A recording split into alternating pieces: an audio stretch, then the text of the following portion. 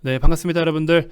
자, 우리 오전장 1시간밖에 되지 않았지만 이 1시간 동안 우리가 체크하고 살펴볼 것들이 너무나 많죠. 자, 이것들에 대해서 몇 가지 좀 포인트들을 짚어드리도록 하겠습니다. 자, 현재 녹화 시간 기준으로 했을 때 코스피, 코스닥 각각 시세를 좀 살펴보면 코스피 1.4%대 하락, 그리고 코스닥 1.8%대 하락, 여전히 메이저들의 매도가 조금 더 나오고 있는 그런 상황이죠. 자, 현재 녹화 시간 기준으로 추가적으로 또 미국 선물 지수 쪽을 살펴보시면은, 자, 빅스 지수 공포 지수죠. 공포 지수는 오를수록 공포감을 준다, 그냥 이렇게 생각하시면 돼요. 그래서 오르는 게 부정적이고 빠지는 게 긍정적인 겁니다. 그래서 공포 지수는 지금 시장에 공포감을 조금 주고 있다라고 이야기를 하고 있는 거죠. 그리고 나머지 미국 3대 지수 포함해서 러셀까지 했을 때 전반적으로 약세 흐름을 이어가고 있다. 자, 원달러 환율 한번 체크를 해보시면 환율 기준으로 했을 때 1199.4원 이렇게 해서 아직까지도 1200원 부근에서 머무르면서 다소 외국인들의 수급을 불러일으키기에는 조금 부담스러운 가격에 머물러 있다라는 점. 자, 이처럼 시장이 좀 좋지 않은 모습을 보여줄 때는 이러한 것들을 우리가 하나씩 좀 체크하면서 사이클을 그려가지고 어떤 움직임들이 나타나고 있는지 이런 전반적인 거시적 분위기를 좀 체크를 먼저 하는 게 항상 일상 삼아야 된다라고 제가 매번 말씀을 드렸죠.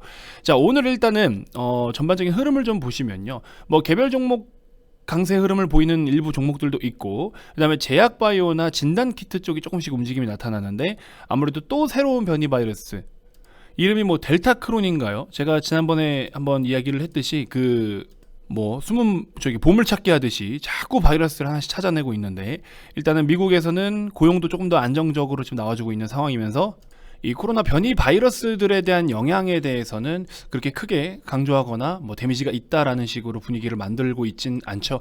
그래서 여전히 뭐 시장에 대한 분위기는, 그러니까 바이러스로 인해서 시장이 뭔가 크게 큰 데미지를 입을 것이다, 이런 분위기로 가고 있지는 않아요.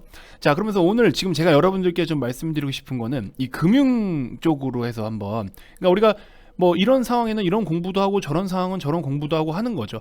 뭐 개별 종목들의 흐름을 보면서 차트가 어떻고 뭐가 어떻고 그런 것도 검토를 할 필요는 분명히 있지만, 더 중요한 거는 지금 그냥 분위기가 어떠하며 이러한 것들 앞으로 또 다가올 거 아니에요. 여러분들이 주식을 평생 하시면서 이런 상황들이 분명히 언젠가에 또 온단 말이죠. 그러면 지금 같은 시장 상황을 우리는 실시간으로 공부하고 체크해서 뭔가 내가 여기에서 대응을 잘 못했다, 그럼 오답 노트도 작성을 하는 거고, 그런 시간들로도 활용을 하시면 돼요.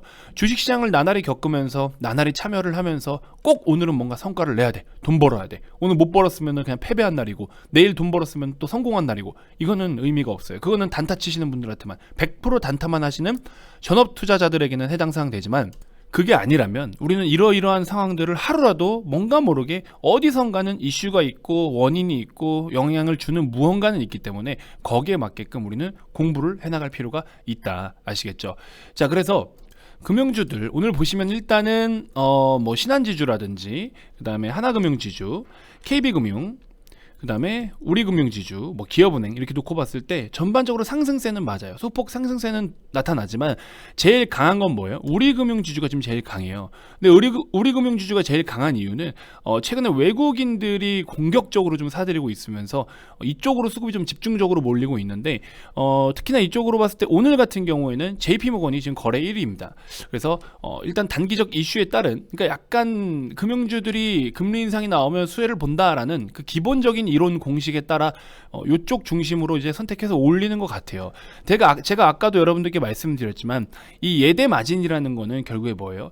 예대 마진은 이제 은행들은 돈을 팔아서, 그렇죠? 고객들이 돈을 예치하고 그 돈을 다시 팔아서 이자를 주거나 받거나 하는 거잖아요.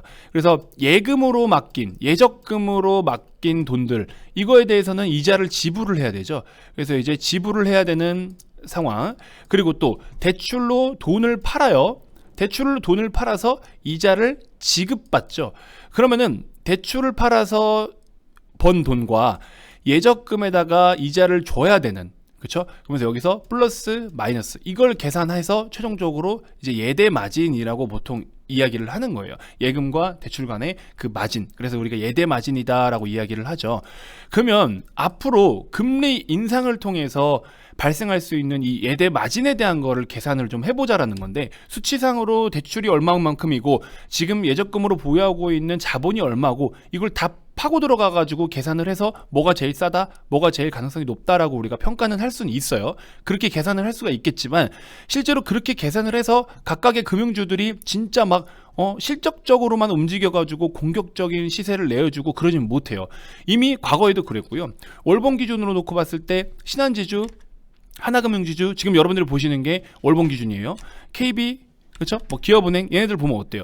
각 금융위기와 금리 사이클에 따라서 그냥 고점 찍고 저점 만들고 고점 찍고 저점 빠지고 월봉 기준으로 이런 박스권 움직임을 보인다라는 거는 그냥 그 금리 관련해가지고 금리의 변곡점에서만 매매를 하면 되는 거예요.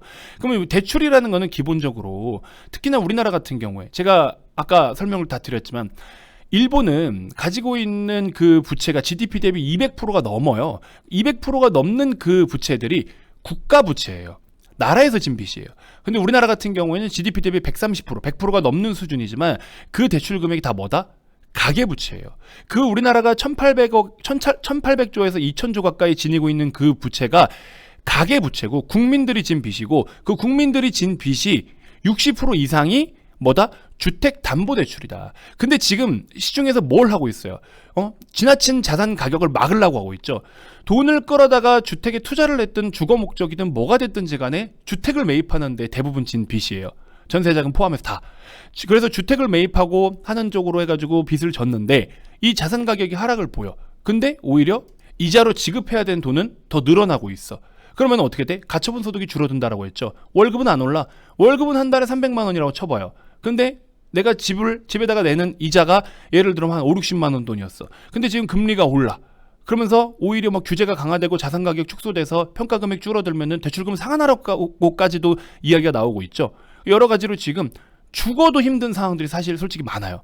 그럼 또 이사를 하면 거기에 또 발생하는 비용 등등 여러 가지로 금리 인상으로 인해서 지나친 자산 가격의 상승을 막고 뭐 여러 가지로 좀 우리가 해결을 해야 될 부분들이 있지만 결국에 그런 것들을 방어하다 보면은 일부 피해를 보는 것이 반드시 발생한다라고 제가 어제 교육 영상에서 말씀을 드렸죠.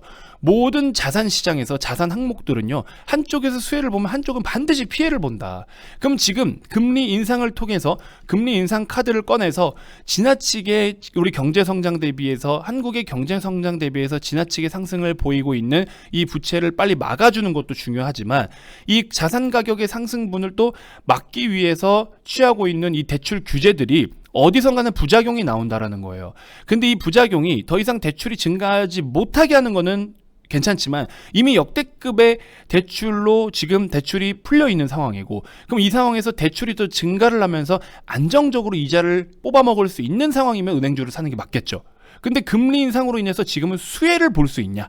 오히려 피해의 우려가 좀 더 크지 않겠냐? 이렇게 보고 있는 거예요. 그래서 지금 추후에 오늘 카카오뱅크나 이런 종목들이 빠지고는 있지만 당장에 얘네들은 지금 예대마진을 노릴 수 있는 게 아니에요. 지금 오히려 잘 보세요. 여기서 이제 우리가 힌트를 얻을 수 있는 겁니다. 신한지주, 하나금융지주, KB, 우리, 기업 다 오름세를 보이고 있어요. 오히려 빠지진 않아요. 금리 인상으로 인해서 그나마 뭐 수혜를 본다라는 식으로 분위기를 가져가고도 있지만 반대로 지금 카카오뱅크가 이렇게 빠지고 있는 이유는 조금 더 플랫폼으로 보고 있다는 거죠. 그러면 성장주들 약세, 플랫폼 약세 뭐 좋아요. 그럼 추후에 이 금리 인상이 일단 그냥 진행이 되어버리고 은행 섹터 내에 금리 인상으로 인한 수혜가 말고 그냥 금융 섹터 내에서 어떤 종목들이 성장성이 가파르겠냐를 놓고 본다면 추후에 이제 금리 인상에 대한 이 분위기가 좀 잠잠해지면 그때서부터는 이제 카카오뱅크, 그 다음에 추후에 K뱅크 상장돼, 추후에 토스뱅크 상장돼. 이 삼형제가 기존의 시중은행사들하고 비교를 했을 때 성장성으로 더 가파르기 때문에 이제 이걸 씹어 먹는 거죠. 이미 기존 4대 금융지주들은 오름세가 다 제한적이에요. 말씀드렸다시피 금리가 고점에서 빠지든 저점에서 오르든 금리 변곡점에 따른 그냥 거기에서만 매매를 병행하면 되는 종목들. 그 다음에 배당 매력. 근데 아직까지 카카오뱅크, 뭐 토스, 상장될 토스라든지 K뱅크 얘네들은 어떻게 돼요? 추후에 이제 어떤 플랫폼이라든지 은행 생태계를 새롭게 바꿔줄 그 은행에서의 은행 시장 내에서 이 성장성을 놓고 본다면 얘네들이 더 분명히 더 부각받을 것이다. 이미 그거에 대해서 미리 지금 판이 다 깔리고 있다고 봐요. 오늘의 이런 차별화된 시세는 추후에 어떤 그림을 그려줄지 미리 지금 이야기를 하고 있는 거예요. 이거는 검증을 하고 있는 단계라고 생각이 들어요. 주가가 빠진다고 무조건 다시 짜증나고 싫은 게 아니에요. 여기서도 확인하고 체크하고 우리가 미리미리 어떤 투자 포인트에 있어서 미리 지금 검토할 수 있는 그런 시간이 될 수 있다라는 겁니다. 아무튼 그래서 제가 생각하는 이 금융섹터의 전반적인 흐름들, 예대 마진에 대해서 오히려 지금 더 수혜를 받거나 예대 마진이 기대된다라는 포커스는 전 아니라고 봐요. 가처분 소득이 줄어가면서 지금 이 대출을 무리하게 보유하고 있는 분들은요, 오히려 대출을 끼고 있는 그 자산을 처분해서 중산층이나 중하위층의 그런 분들은 오히려 투자를 애매하게, 과도한 레버리지를 통해서 애매하게 투자를 했다 하시는 분들은요, 이 이자 감당 못 합니다. 결국에 지금 다 어떻게 돼?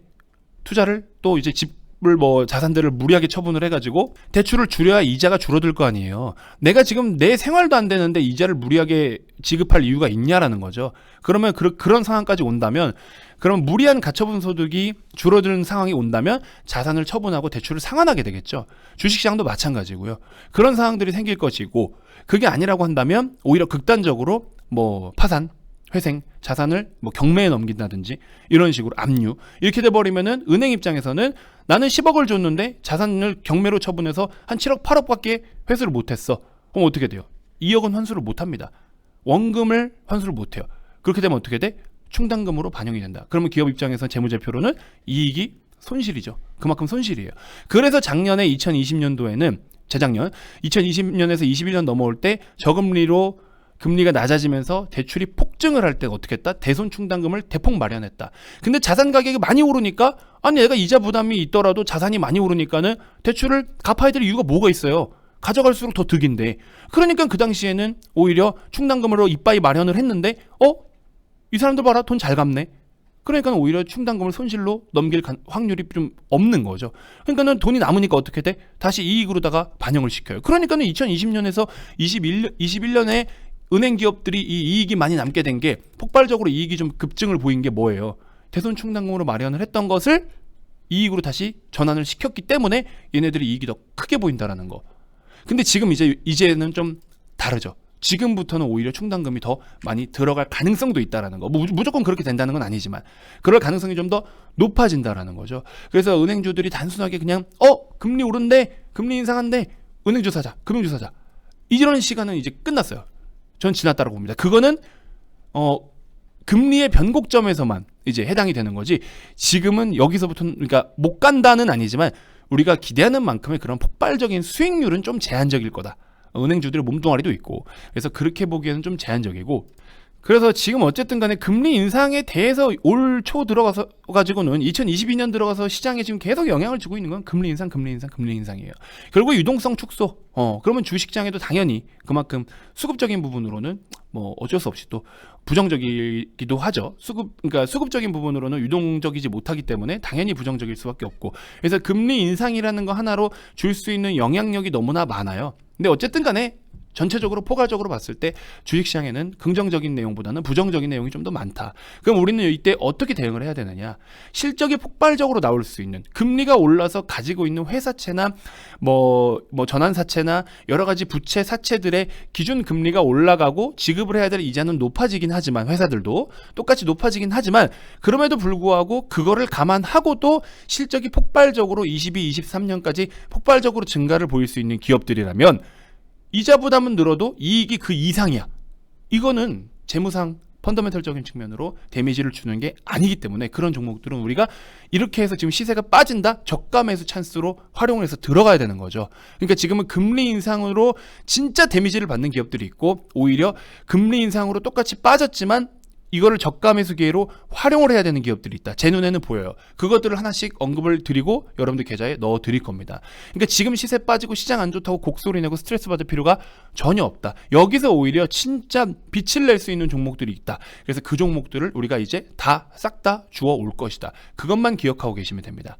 무슨 말인지 알겠죠? 그래서 금리 인상이라는 거는 다시 한번 정리해드리면, 기본적으로 경기가 좋지 못하면 진행을 할 수가 없고요. 경기 회복보다는 물론 지금 지나친 인플레이션을 좀 방어하기 위해서 금리 인상을 좀 서두르는 편도 있지만, 또 미국도 너무나 많은 통화량을 풀어서 이런 것들을 좀 회수를 빠르게 해야 되는, 그러니까 부채에 대한 리스크를 빨리 줄이기 위해서 금리 인상을 약간 어거지로 하는 부분들도 없지 않아 있지만, 금리 인상으로 인해서 일부 리스크는 따라올지언정 오히려 수혜를 받거나 이걸로 경기 흐름을 다시 살릴 수 있는 쪽에 가능성이 더 크고 확률이 더 크기 때문에 지금 공격적으로 시행하고 있는 거다. 우리나라도 마찬가지고 우리나라도 작년 말부터 해가지고 작년 하반기부터 해서 코스피 시장 계속 고꾸라졌죠. 나스닥 계속 오르고 미국 시장 계속 오를 때 한국 시장 계속 빠졌어요. 그 이유가 뭐다?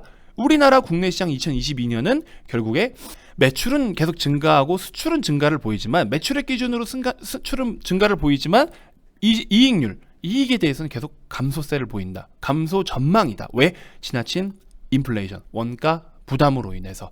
그렇죠? 그래서 그걸로 지금 해결해 주겠다고요.